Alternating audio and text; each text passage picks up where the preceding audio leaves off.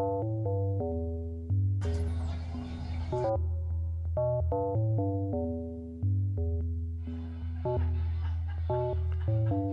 don't think I've ever heard so much background information. Yeah. It's probably a little better. Not blowing our heads out anymore. Are you all right over there? Yeah, Muppets movie. A little bit Muppets movie in the Muppets background. movie action. Hey, this is Extemporadio here on River West Radio. My name's Brendan O'Day. I'm the producer of the show, and the things you'll hear over the next 50 minutes represent the views of Extemporadio and the guests and hosts and all the other people making them. All opinions and quotations in no way represent River West Radio and are the sole responsibility of the producers, guests, and callers. River West Radio not liable for any legal issues arising from the content of that program that you're listening to right now. I don't know if that's actually true. I think that has to be tested in a court of law to actually... I repeat it every time I drop the F-bomb or something. Is that what you do? Is that how you work that out? I kind of use that as like my mantra for when I start to lose control of whatever show I'm on. And it's just the way it is. It's like suddenly there's a conversation going, and it's bordering slander, and I have no way to stop people from saying these things about other people, and so I just repeat that over and over like a prayer. Sure, there you go. Yeah. That's Keith Gostad talking there. Keith is the host of a couple of fabulous shows here, a fabulous show here on riverwestradio.com. That's heard on Thursdays from 3:30 to 4. No, or 3:30 to 5. The Thursday show is Burdock Radio. It's on at 5 p.m. till 6. And then on Wednesdays, There Goes the Neighborhood with Mario the Poet and Nick Furious is 3:30 to 5. That's awesome. So you can hear Keith here pretty regularly, Wednesdays and Thursdays, and the Thursday is Burdock Radio. You can also check out Burdock Presents. You can get Burdock on Facebook, and Keith produces some amazing poetry CD things that are just quite fabulous. And on top of that, puts on in conjunction with each album release, CD release, he'll put out an amazing poetry and music jam, kind of a public performance that is, quite frankly, I think you pack more stuff into those shows. It's one of those frustrating things that there are more talented people on your bills, emerging artists people should know, artists people should be aware of, and it's one of the chronic struggles here in Milwaukee. Alex Wilson, who's coming on at 7:15 tonight, and I were talking about this earlier today, about how about trying to get some appreciation for what you do artistically in this town. We had a show Friday in Dundee, Wisconsin. We had 2 shows there, and then we had 2 shows scheduled at the Astor Hotel in Milwaukee. In Dundee, Wisconsin, which is a town of less than 500 people, we drew almost 100 people at 2 shows. In Milwaukee, Wisconsin, which is a county of 790,000 people, we drew 6 people to the Astor Hotel. Oh, Lord. 6, count 'em, 6 people to the Astor Hotel. That's part of the reason with some of the things that I'm involved with. I've been thinking, there's neighborhood support, which is great, for a lot of the shows. And part of the reason that I'm able to pull off some of the band's shows a little bit is because when you cross the pool of audience members, you can draw more with bands. But that's really hard to do with poets and I'd imagine comedians. The spoken word genre, if you will, is very difficult to cross pools because those exist already within themselves to some extent, Well, exactly, and with music, there's a good chance that a musician in any given night is going to play some cover stuff that you want to hear, some of their own stuff that you want to hear, and because they're generally mixing it up more frequently or with greater variety, they're going to have a chance, a circumstance where they are,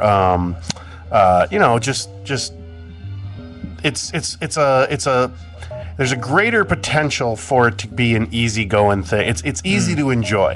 Whereas with comedy, they're mostly hearing, if you're in the midst of doing doing set work and things like that, like right now, I've got 22 to 25 minutes that I perform regularly. Right.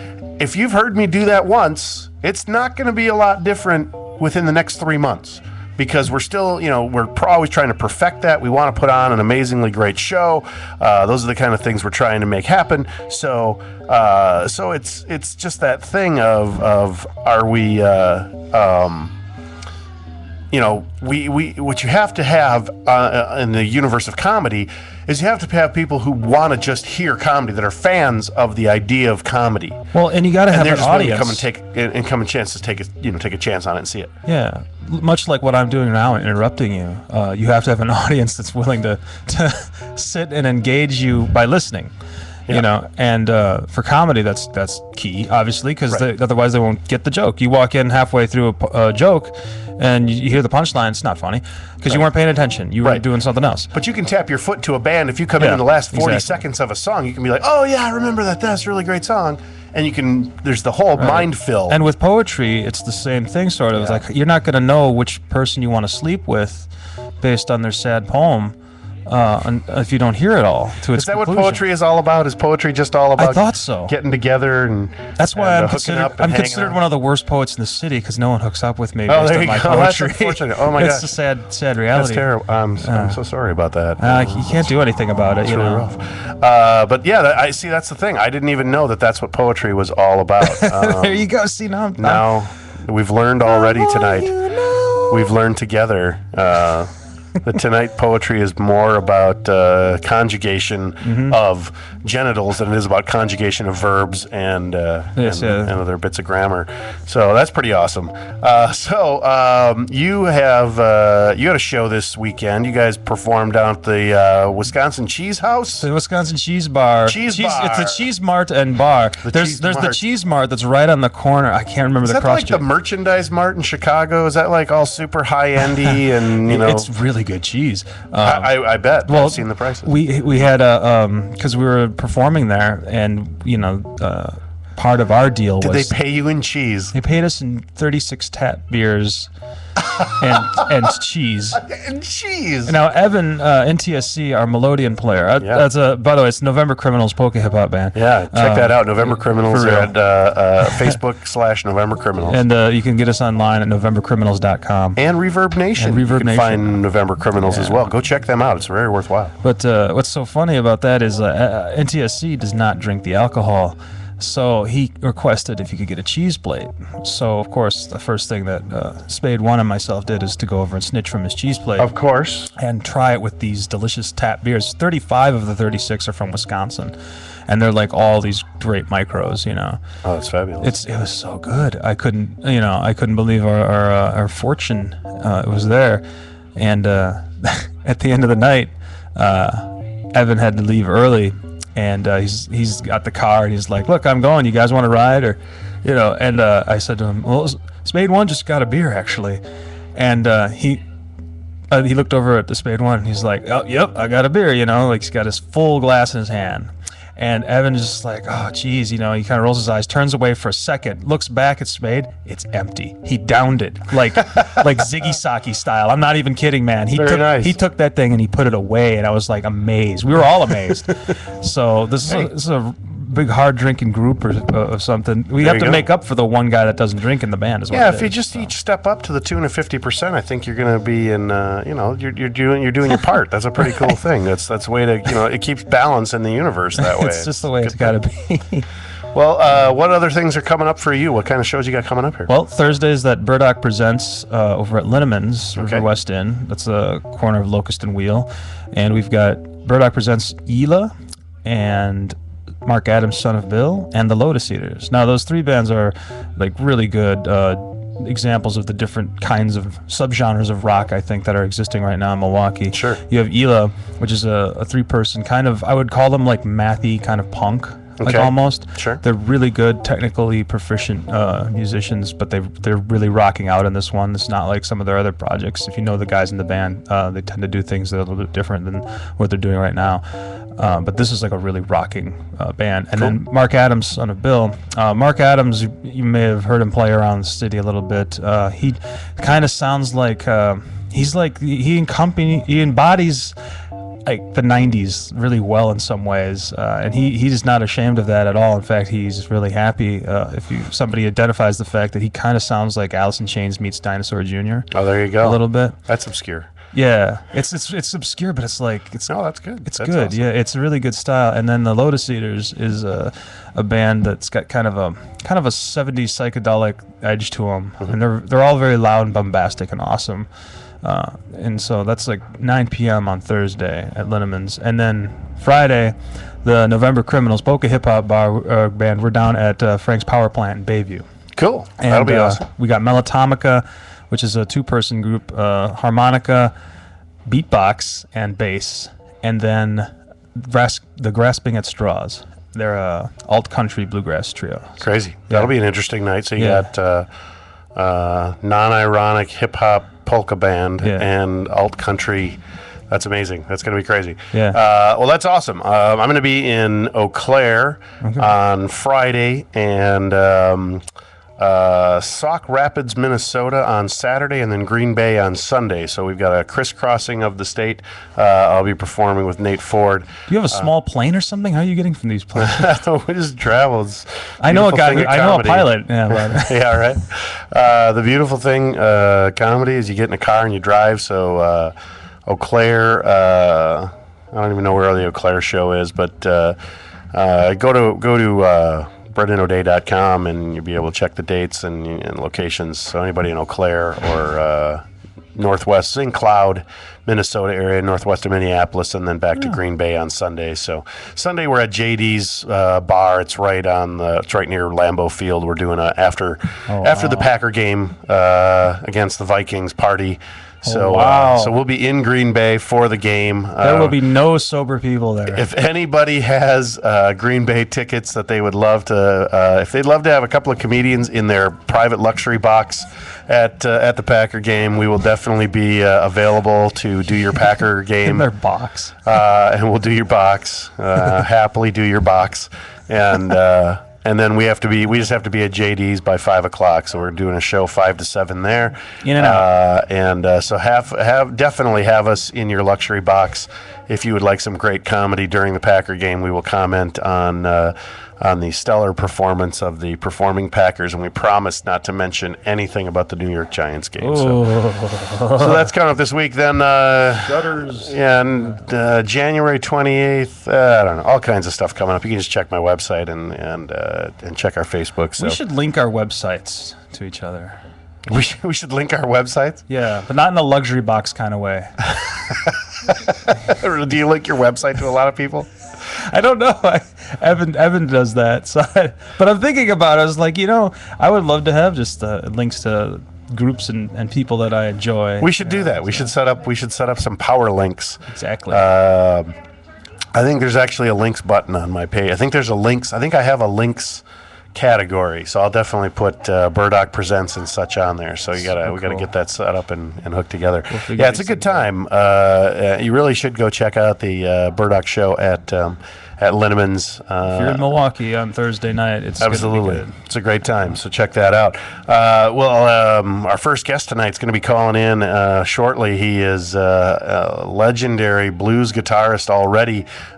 His dad was quite a musician in his own right, and plays with one of his uncles, and they work in a couple of different people on bass from time to time, and he's one of those guys that kind of makes you feel a little bad about how, if you think you're working hard, he's one of those guys that makes a lot of people look bad. He's just got that work ethic. He's always performing. He writes his own stuff. He does a lot of great cover stuff. Plays very much in the style of a Stevie Ray Vaughan, and just does some extraordinary work, and is really quite amazing. So he'll be joining us here in a minute. But if you want to check out Alex, he'll next be at the Milwaukee Ale House coming up here sometime soon. I should. Was hoping that was going to pop up here on my little Smarty Pants phone? my little Smarty Pants phone, my little conspicuous consumer device. If I can pull that up here. While you're there, can you update my Twitter? Yeah, right. No, sorry. It's not happening. But on Wednesday from 6 to 9 p.m. at the Milwaukee Ale House, our good friend Alex Wilson is going to be playing. That's 233 North Water Street in Milwaukee. That's coming up on Wednesday, and you should go check that out after... I don't have an open mic anymore. I was going to say, hey, you could go there and listen to that before the open mic, but not going to happen that way. So without any further ado, our good friend Alex Wilson's on the line with us. How's it going, Alex Wilson? Hey, how you doing? Just loving life, man. We were just talking about your Milwaukee Ale House performance coming up on Wednesday. That's at 6 o'clock, right? Yeah, 6 to 9.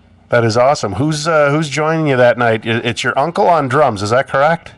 Yes. And then who's playing bass this time? That would be my brother, Matthew Wilson. No way. Yeah. Is Matthew normally your bass player? He is sometimes when he can, because he's been running around the world with the Nick Moss band. Oh my gosh. So when he can, he fills in with me, and I know he's got several projects of his own popping up. Well, that's amazing. Is he kind of back for the holidays, or where's he at right now? Well, I think right now he's in Switzerland, and I'm not sure when he's coming home. But hopefully before 6 p.m. Yes, I think maybe he'll be getting home tonight or tomorrow or something. Wow! I wish I knew. Give him a lot of time to recover from that jet lag. You guys are aces. That's awesome. Let him land and put him right to work. What are you doing here at home? You got to be down at the ale house. Come on, quit slacking. I hope he has one of those Indiana Jones maps. Yeah. I may have to pick him up. I don't know. This is the time to get that sponsorship from the Go Connection people, the Go Airport people. It's just, we deliver our musicians on time every time. That'd be great. Like Zipcar or something. There you go. Yeah, bring Zipcar into it. Make him land in Chicago and drive home through that traffic. That's a nice treat coming back from Switzerland. That's pretty awesome. Yeah, hopefully he can just pass out on a bus. Yeah, right. Exactly. Catch up all your sleep on Megabus. It'll only cost you $2, and that smell. You just disregard that smell. You don't worry about that smell. That's nothing for you to worry about. So awesome. So, man, I'm glad you could join us tonight. We've just been spending a little bit of time talking about our various performances the last couple of days. Keith here is part of a non-ironic hip hop polka band called the November Criminals that you can hear playing all around Milwaukee.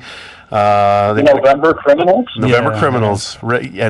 And you can check them out on Reverb Nation and just / November Criminals. That's good stuff. But you guys, are you taking it a little bit lighter this holiday season? It looked like maybe you were going to take a little bit of a break, and then all of a sudden the Ale House thing popped up. Or are you pretty well booked through the new year here? Well, it's kind of like it always has been, where it's just spotty. Sure. But the thing, we're always trying to at least play about 10 shows a month, at the least. And then, during the busy season, hopefully we can get up to like 25 times a month possible. Oh my gosh, that's so fabulous. I think the first time I caught you guys live was at the Up and Under, and you just tore that room apart.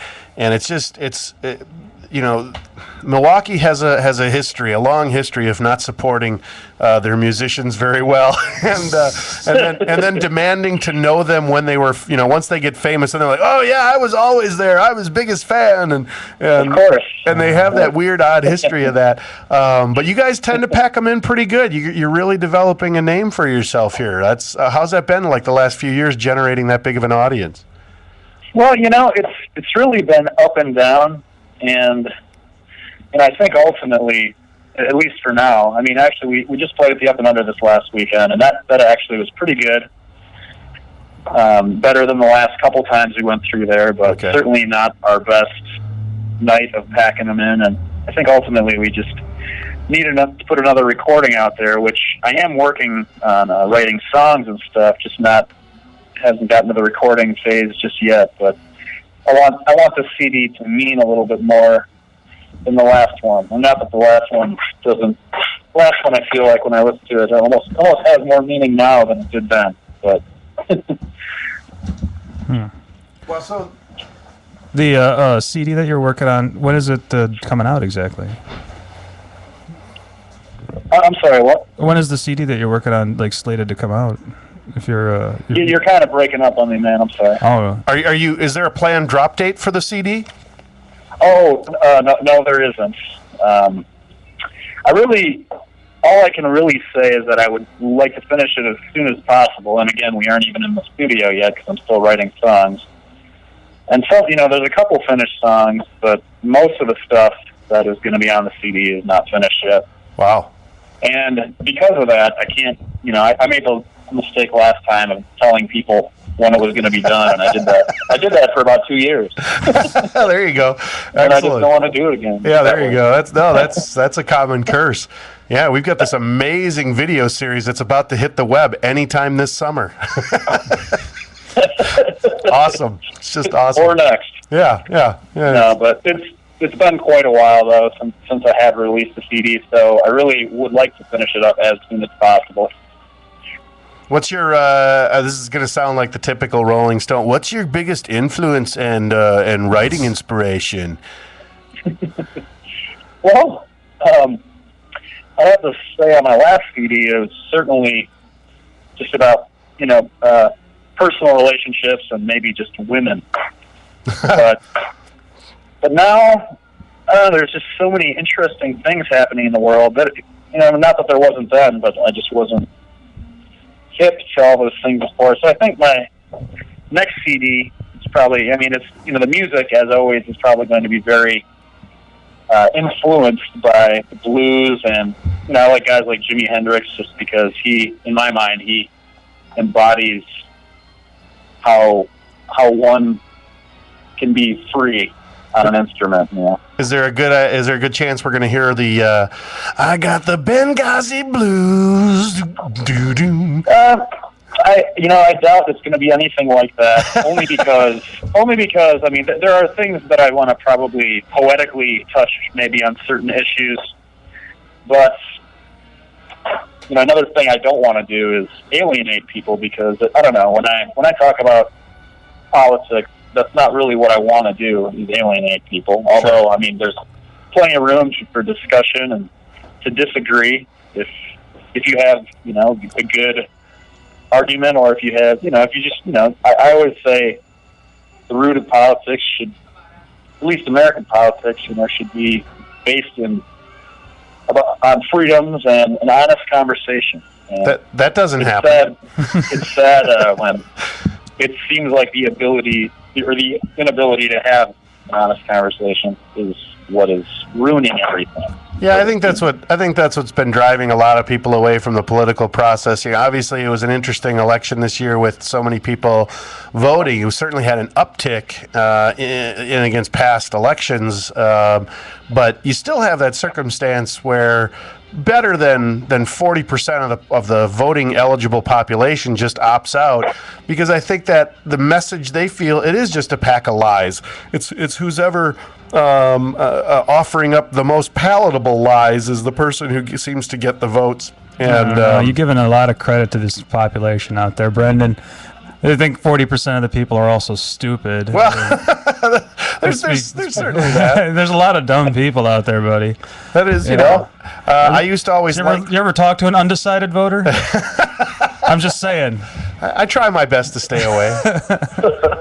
But the big reality is that you can be as thoughtful as you want. You can pay attention to debates and look outside of the advertising rhetoric and go to their voting records and things like that. And then some guy takes a bet in a bowling alley and says, "I bet you won't vote tomorrow. I bet I will." And shows up with an "I voted" sticker to get $20 out of his friend, and my vote's just been nullified. So.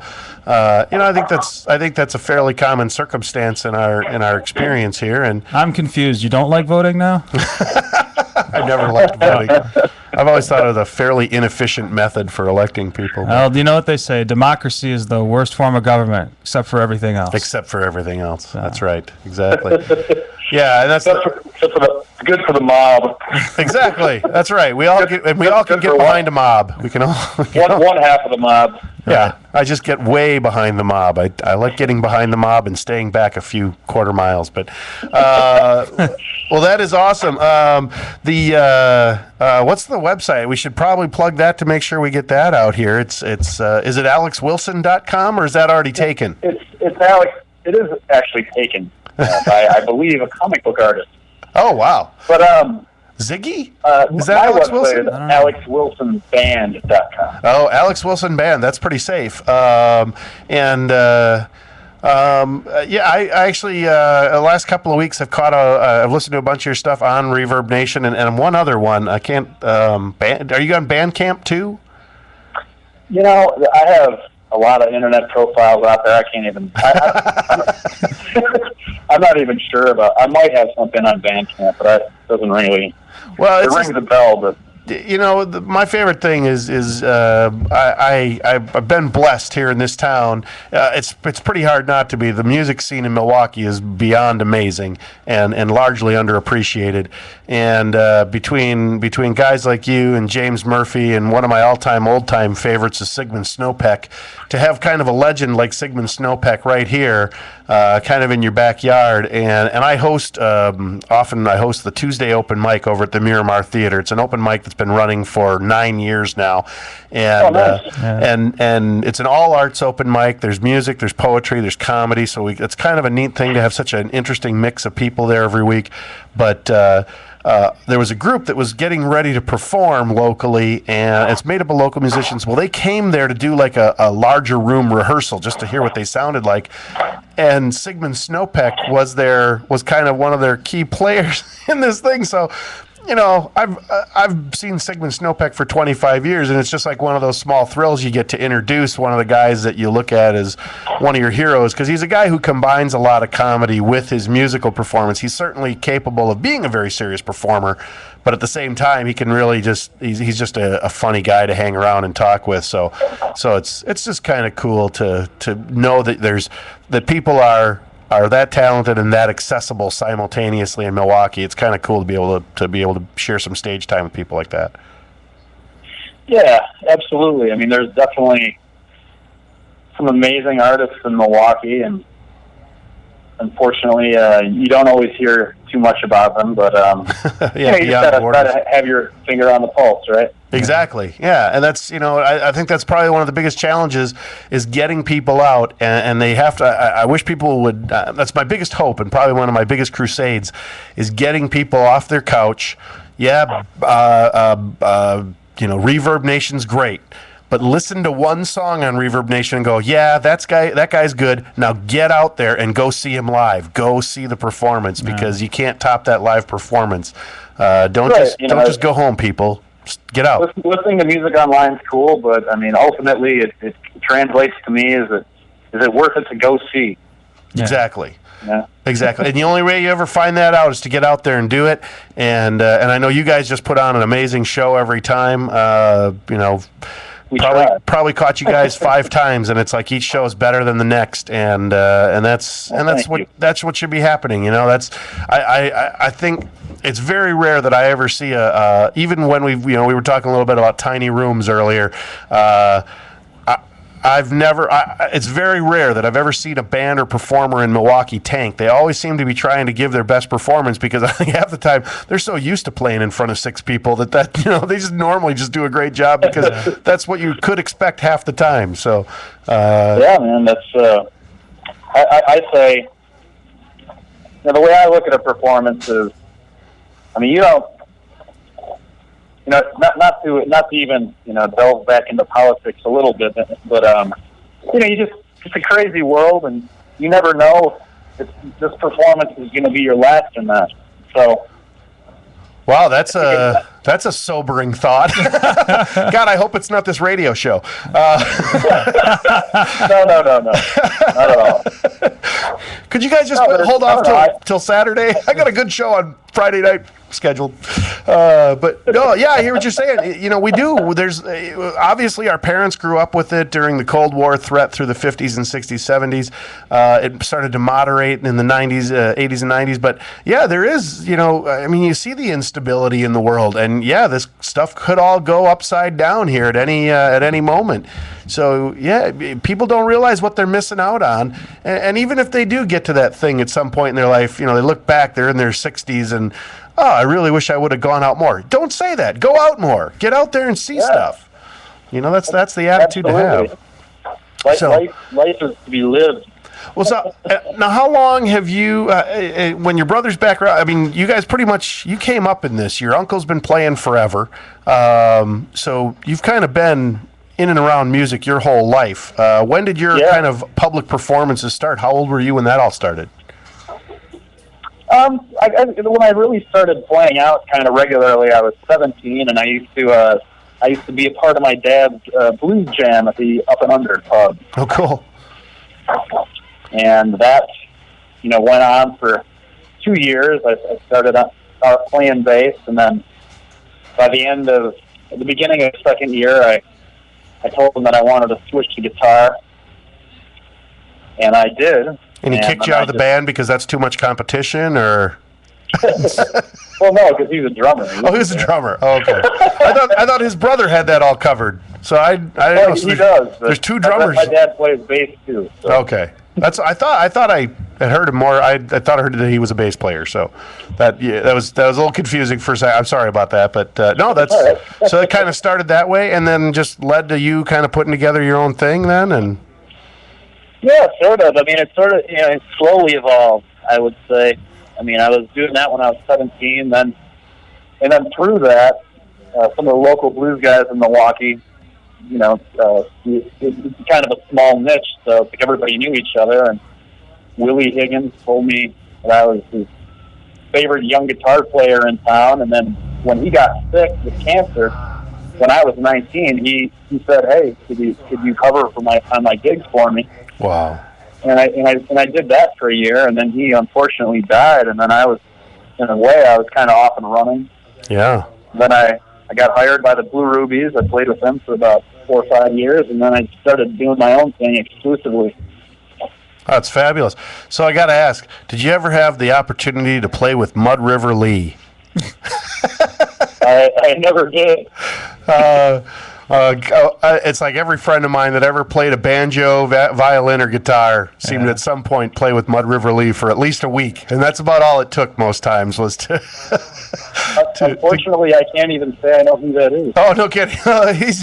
He plays around, but maybe I do. I just don't know. Yeah, exactly. You probably been on a festival bill with him somewhere, but no, he's in that kind of legendary fixture status, and he'll leave for 6 months, and then he'll come back for 6 months, and but just kind of a crazy guy that we enjoy listening to, and more folk blues than straight up Mississippi blues or Louisiana blues.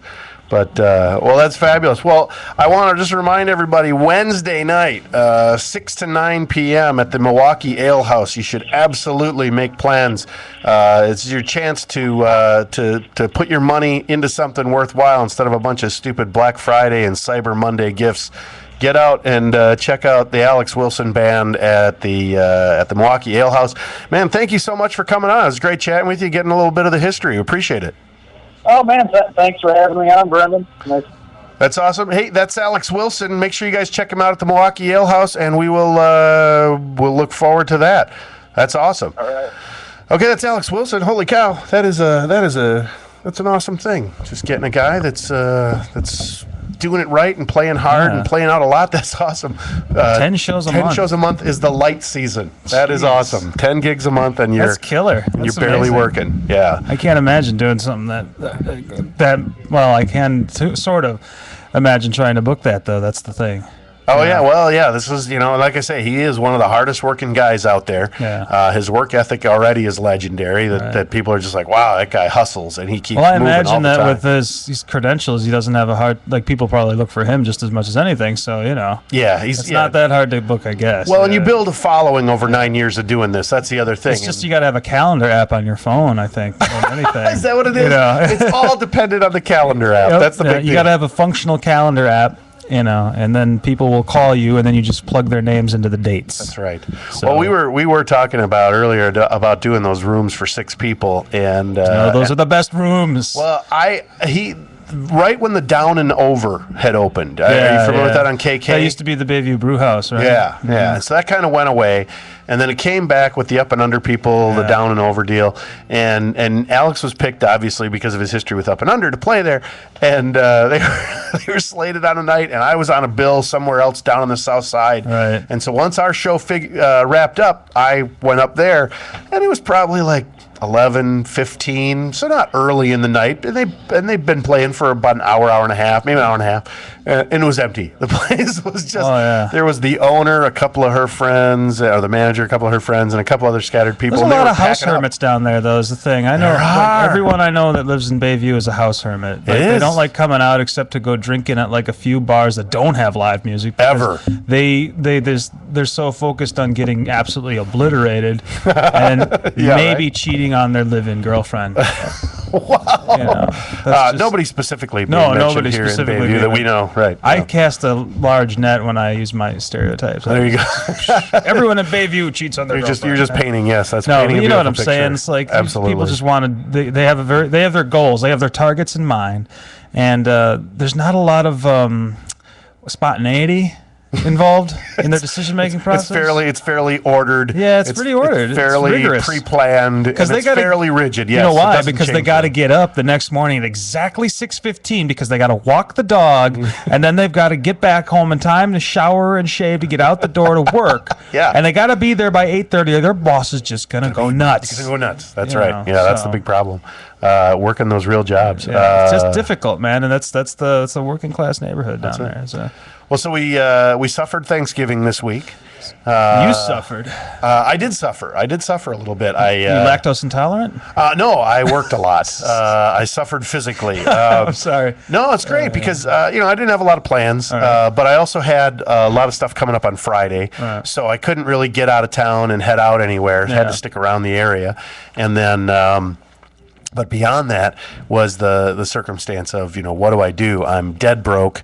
I committed so much time and resources and energy to this Red, White, and Blue comedy tour that really had some issues and never really got the push behind it that it needed and that was offered. And but so being gone working on that a lot left me not here working and making even the scrape by a little bit of $10 an hour. I'll build your deck or rebuild your roof or paint your deck or whatever type money that just puts gas in the tank. I didn't even have that. So thankfully, a prediction I made about 2 years ago, a little less than 2 years ago, came true, and it came true with probably the most fortuitous person possible on Thanksgiving Day. My Mexican friend, who doesn't really celebrate Thanksgiving because he's not really cool on how Americans tend to treat the people that they border with or occupy their country. So that whole Spanish American thing, they weren't really on the winning end of that. But he was off because obviously nobody wants you in their house installing countertops on a day like that. Sure. So a little less than 2 years ago, he was building an A-frame, and an A-frame is a wood structure that we put granite countertops on and bolt them to it so we can transport them to a house or to a job site. And he was building his A-frame, and I said, "Dude, that thing's not going to make it 2 years. It's gradually going to weaken up. The way it's built, the stresses of the stone are going to cause it problems." And so I just said, you really ought to get that thing rebuilt. You ought to do this, and this, and reinforce it. Well, he went ahead, and it didn't make it 2 years. It made it about a year and 9 months. Oh. So we spent Thanksgiving Day. I spent 14 hours of Thanksgiving Day rebuilding the inside of his truck, building him a rack system for tools and things because they were kind of scattered about, Sure. and then building a new A-frame that I think will last him a good 5 years. And I realized that that's not the way you're supposed to build things. I really should have built it to fall apart in about a year, because then next Thanksgiving I would have had something to do. But now I'm looking at like 2017. The next time I get to build stuff. You on got to plan ahead more. I know. I'm telling you, Brendan. It's a terrible plan. It's quite a terrible plan. But so I had a very laboriously productive Labor Day. What did you do? What was your family? What was your deal? Thanksgiving, we go up to, let's see, kind of fun. Wednesday night, I had to get on a bus to get up to Allenton, where my family is right now. And so I went downtown and I waited for the Washington County Commuter Express Oh, bus. yes. And the sick irony is it's run by a company named Right Way, which I worked there for 3.5 Bus years. company, and I got fired for a really crappy reason, but I don't want to get into that. Anyway, while I'm waiting at the stop, there's a really beautiful young woman just standing there waiting, and she asked me, like, well, I'm trying to get out to Oconomowoc or something, so I had to give her the pointers on the Waukesha. That's bus actually in Waukesha. yeah. But luckily, the stop, if we walked a block down, the stops were the same, so both buses stopped there. So I walked her a block down there, and I was talking to her, and she was from Germany. And I just feel like I should make a missed connection notice in the newspaper, but yeah. Oh God. In Craigslist, absolutely. No, she was gorgeous. But so I talked to her. And she's German. And she's German. So she knows her way around an accordion. Well, it turns out I'm not exotic to her though, so therefore. You're not exotic? No. How did you discover? How did it turn out that you weren't exotic? Well, I'm German too. I mean. She Well, sees enough blonde fellers. And she probably is. Wow. Now you're forecasting. I'm not forecasting. You're not even willing to find out. I'm joking around. Okay. Well, we know that. That's what we do. Yeah. Yes. You don't have to explain the joke. It's okay. I don't know. I don't know how these things work. Just go with the bit. My whole problem is I didn't like where the bit was going. Oh, come on. You never know where the bit's going. That bit was ready to take a very interesting turn. But I got, when my bus came, I wished her goodbye and everything. And it's like, I get on the bus, and then I'm on the bus, and the driver is this grandmother, and she's got her 4-year-old granddaughter sitting right behind her. Bring your granddaughter to work day. It was awesome. And this kid, I can't replicate this over the radio, but she was literally doing this. Hey, can you do this? Can you do this? Can you do this? And she's just throwing her arms and legs out in various shapes and stuff, asking me, can you do this? Can you do this? Can you do this? For 45 minutes of the ride. She was doing the Michael McDonald Stewart thing. Look what I can do. Look what I can do. It was exactly that thing. That's perfect. And, but fun kid, whatever. So I ride the bus up to Washington County.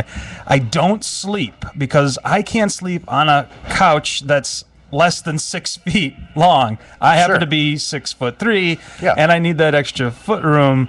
And the couch that is at my mother's house is a little short. So I don't sleep all night. I get maybe 2 hours in. It's just not good. Nice. And then we're driving at 10 o'clock the next morning to Green Bay, which is a 2-hour trip from there. Yeah. And then that's a haul. You're there all day, and you're eating turkey. And you try to crash out, but there's just loud things happening. Dogs barking, football game blaring, people laughing really obnoxiously. I don't think you ate enough turkey. I think that's clearly the problem. You just need more tryptophan. Then it's a tryptophan-tastic day. But the thing is the only spot left up there was a tiny love seat. Sure. There's no place for a person of my frame to crash and just sleep for at least 2 hours.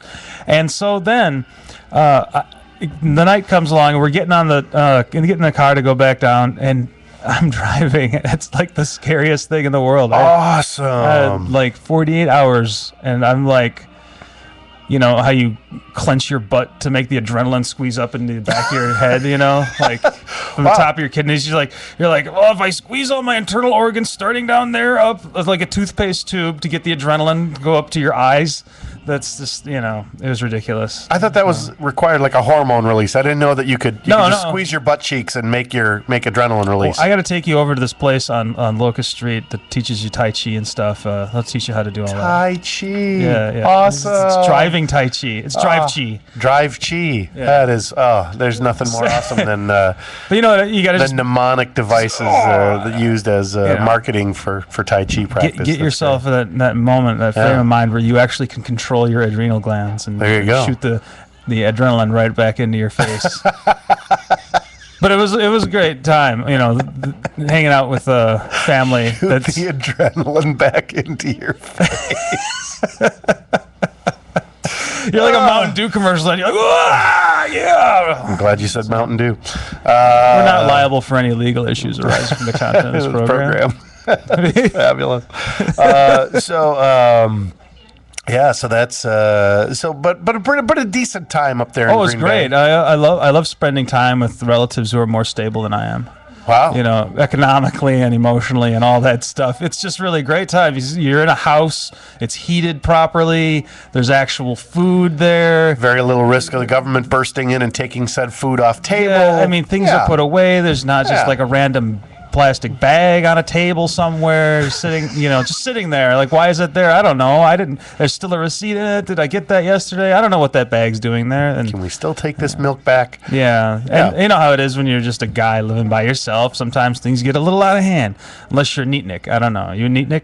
Not really. No, I just, the bathroom stays pretty clean. The kitchen stays relatively clean. That's all you need to impress women that come over. There's a lot of water bottles that have been used once, twice, 4 times, and I refill them. Sure. So I have like this prominent stock of like 24 empty water bottles that is constantly in rotation in and out of the refrigerator. But other than that, it's a fairly clean place.